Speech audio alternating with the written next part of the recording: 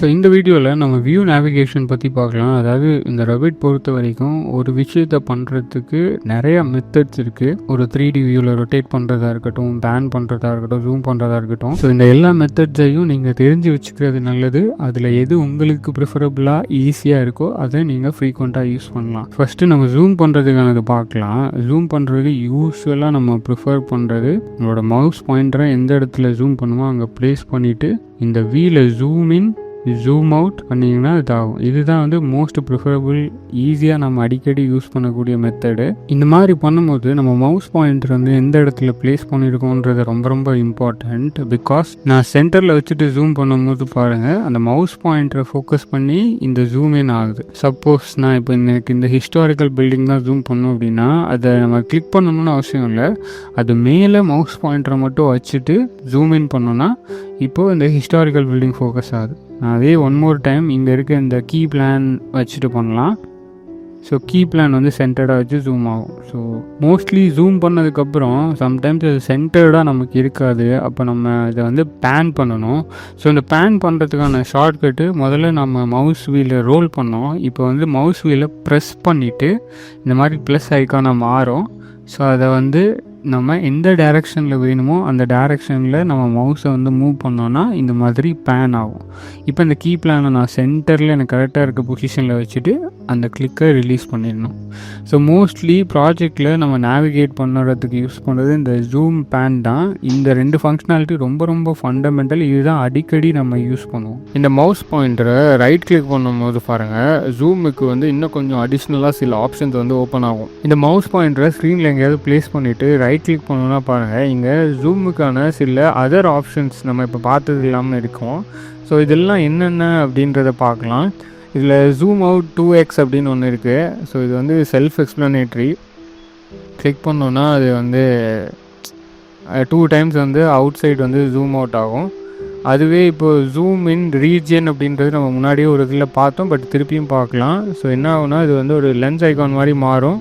இப்போ இந்த இடத்த மட்டும் நம்ம ஜூம் பண்ணோம் அப்படின்னா அந்த இடத்த இப்படி ஃபோக்கஸ் பண்ணி நம்ம ஜூம் பண்ணோன்னா அது சென்டர் ஆஃப் த ஸ்க்ரீனில் வந்துடும். நெக்ஸ்ட்டு ஜூம் டு ஃபிட் வந்து நம்ம கடைசியாக பார்க்கலாம். பட் அதுக்கு முன்னாடி கீழே பாருங்களேன், ப்ரீவியஸ் பேன் ஜூம் அப்படின்னு இருக்குது. வந்து ஜூம் பேனுக்கு வந்து ஒரு அண்டு மாதிரி. ஸோ இதை கிளிக் பண்ண இது வந்து ஒரு டைம் தான் அப்படின்னு கிடையாது, 2-3 டைம் பண்ணலாம். நம்ம முன்னாடி பண்ண பேன் ஜூம் என்னென்ன இதில் இருந்தோமோ அதெல்லாம் நமக்கு வரும். இது வந்து ஈவன் நெக்ஸ்ட்டுக்கும் அவைலபிளாக இருக்கும். கடைசியாக இப்போது நமக்கு பழையபடி வேணும், அந்த ட்ராயிங்லாம் வந்து ஸ்க்ரீனில் ஃபிட் ஆகி இருக்கணும் அப்படின்னா ஜூம் டு ஃபிட் கொடுத்தோன்னா இந்த மாதிரி ஸ்க்ரீனில் வந்து ஃபிட் ஆகிடும். இப்போ நம்ம பார்த்த ஜூம் கமெண்ட்ஸ் இல்லாமல் இன்னொரு செட் ஆஃப் ஜூம் கமெண்ட்ஸும் இருக்குது. அது எங்கே இருக்குன்னு பார்த்தீங்கன்னா, உங்களோட ஸ்க்ரீனோட ரைட் கார்னரில் பாருங்கள் ஒரு பட்டன் இருக்கும். அதை நான் பக்கத்தில் கொண்டு போகும்போதே ஹைலைட் ஆகும். அதில் கீழே ஒரு குட்டி ஏரோ இருக்கும். அந்த ஏரோ நீங்கள் கிளிக் பண்ணிங்கன்னா இங்கே zoom in region, zoom out நம்ம ஆல்ரெடி பார்த்தலாமே இருக்கும். இதில் நம்ம பார்க்காதது ஜூம் ஆல் டு ஃபிட் அப்படின்றது. ஸோ இது பேர்லேயே புரிஞ்சுக்கலாம், எல்லாத்தையும் அட் அ டைமில் ஃபிட் ஆகுறது. ஸோ இது ஒன் வியூவில் நம்ம பண்ணோன்னா நம்மளால் அண்டர்ஸ்டாண்ட் பண்ணிக்க முடியாது. அதனால் நம்ம இன்னொரு வியூ வந்து ஃபஸ்ட்டு ஓப்பன் பண்ணிக்கலாம். ஸோ இதில் ஈஸியாக ஓப்பன் பண்ணக்கூடிய வியூ வந்து 3D வியூ. பிகாஸ் அது நமக்கு ஷார்ட்கட்டாக இந்த இடத்துல டாப்லேயே கொடுத்துருப்பாங்க. ஸோ அதை கிளிக் பண்ணால் இந்த 3D வியூ இன்னொரு டேப்பில் நமக்கு ஓப்பன் ஆகும். ஸோ இப்போது இது ரெண்டும் நமக்கு ஓப்பன் ஆகிடுச்சு. பட் இது அட் அ ஸ்ட்ரெச்சில் நம்ம பார்க்கணும் அப்படின்னா நம்ம டைல் வியூக்கு வந்து இதை மாற்றணும். ஸோ வியூ ஆப்ஷன் மேலே போயிட்டு இதில் டைல் வியூவில் போகணுன்னா இப்படி வரும். இப்போ நான் டைல் கொடுத்தோன்னே பாருங்கள், அது சென்டர்டாக மாடலில் வந்து நமக்கு வைக்கல. ஸோ இது மேபி நீங்கள் ஒரு பெரிய டிஸ்பிளே வச்சுட்டு 4-5 ஸ்க்ரீன்ஸ் வந்து அட் அ டைமில் ஓப்பன் பண்ணி ஒர்க் பண்ணுறீங்க அப்படின்னா அந்த டைமில் உங்களுக்கு ரொம்ப யூஸ்ஃபுல்லாக இருக்கும். ஸோ இதில் இருக்க அந்த ஆரோ கிளிக் பண்ணிவிட்டு ஜூம் ஆல் டு ஃபிட் அப்படின்னு கொடுத்தோன்னா இங்கே பாருங்கள் அட் அ ஸ்ட்ரெச்சில் 2 ஸ்க்ரீன்லேயுமே சென்டர்டாக மாடல் வந்துருச்சு. ஸோ இந்த மினுவோட இன்னொரு வியர்டான பிஹேவியர் வந்து நான் காட்டுறேன். ஃபார் எக்ஸாம்பிள் இப்போ இந்த 3D வியூவில் சப்போஸ் நான் ஏதாவது ஒரு பர்டிகுலர் ஏரியா ஜூம் பண்ணி இப்படி பேன் பண்ணி வச்சுட்டேன். இப்போ வந்து நம்ம ஆக்சுவலாக ஜூம்ட் இன் ஆகிட்டோம் இல்லையா, நமக்கு எகெயின் வந்து இந்த ஷீட் வந்து ஜூம் அவுட் ஆகணும் அப்படின்னா இப்போ நீங்கள் இந்த ஆரோ கிளிக் பண்ணிங்கன்னா ஆல்ரெடி இது செலக்டடாக இருக்கும். நம்ம இதை கிளிக் பண்ணோன்னா ஒன்றுமே நடக்காது.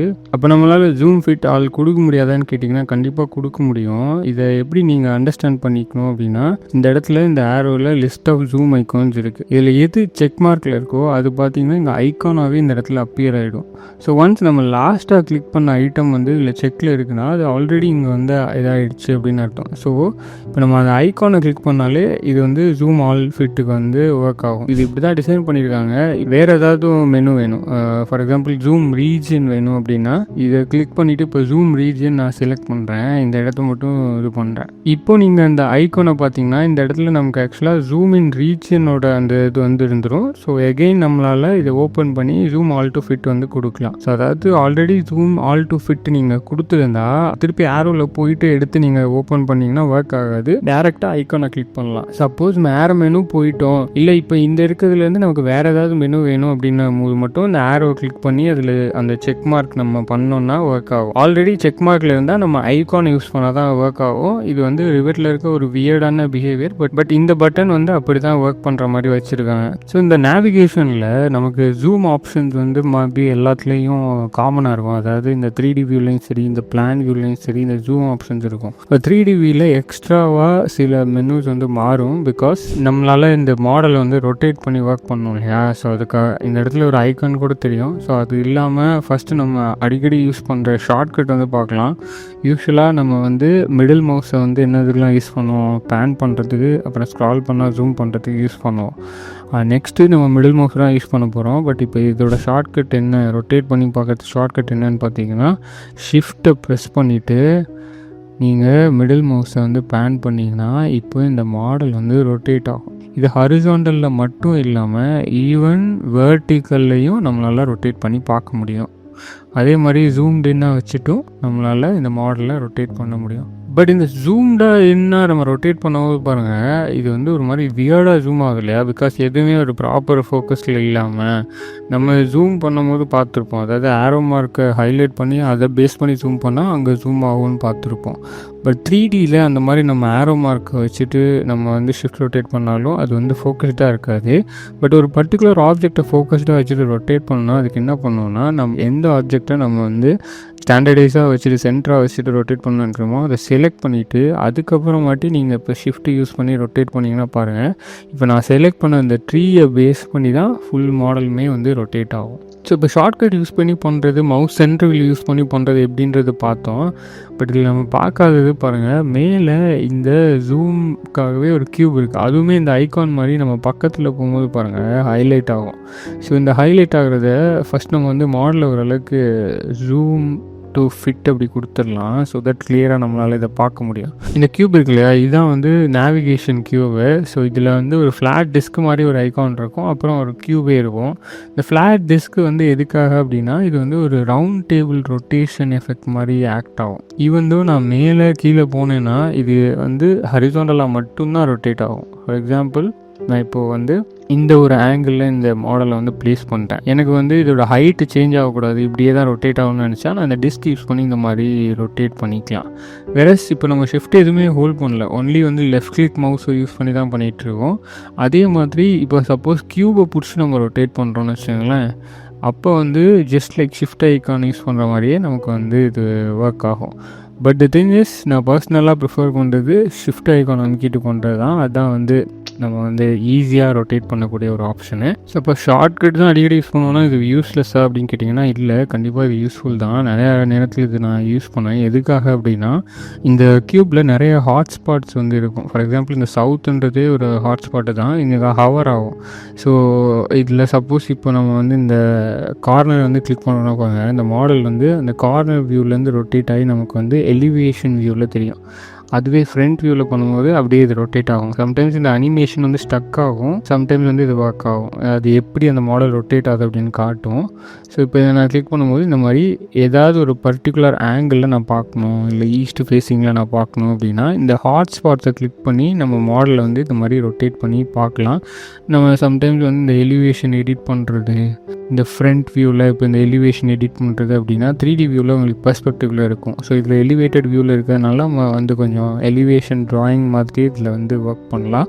ஸோ அதுக்காக இந்த ஹாட்ஸ்பாட் வந்து ஜென்ரலாக வந்து ரொம்பவே யூஸ்ஃபுல்லாக இருக்கும். பட் இதுவுமே நம்ம ஷிஃப்ட் அமுக்கி பண்ணுற மாதிரி தான். ஏதாவது ஒரு ஆப்ஜெக்டை நம்ம செலக்டடாக வச்சுட்டு நம்ம வந்து கிளிக் பண்ணோன்னா அது சென்டர்டாக வச்சுட்டு அந்த வியூ வந்து இப்போ ஒர்க் ஆகும்.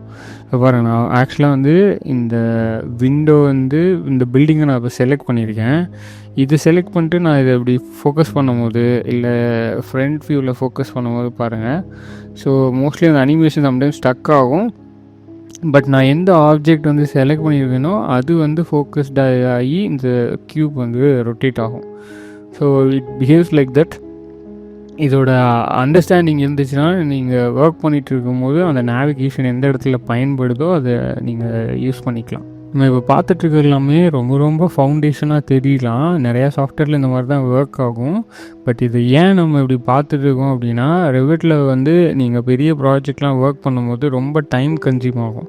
அதில் நம்ம இப்போ இவ்வளோ பெரிய ப்ராஜெக்ட் ஒர்க் பண்ணும்போது ஒரு பர்டிகுலர் ஆப்ஜெக்டை நம்ம கரெக்டாக ஃபிட் பண்ணி ஒர்க் பண்ணணும். அதுக்கு என்னென்ன மாதிரி நேவிகேஷன்லாம் இருக்குது, நம்ம அதை நேவிகேட் பண்ணுறதுலேயே டைம் ஸ்பெண்ட் பண்ணி வேஸ்ட் பண்ணாமல் இருக்கிறதுக்காக தான் ஆல்மோஸ்ட் இந்த நேவிகேஷன் எல்லாத்தையும் நீங்கள் ப்ராக்டிஸ் பண்ணி கற்றுக்கிறது வந்து ரொம்ப நல்லது. உங்களுக்கு வந்து நிறையா டைம் சேவ் ஆகும் நீங்கள் ப்ராஜெக்டில் ஒர்க் பண்ணும்போது.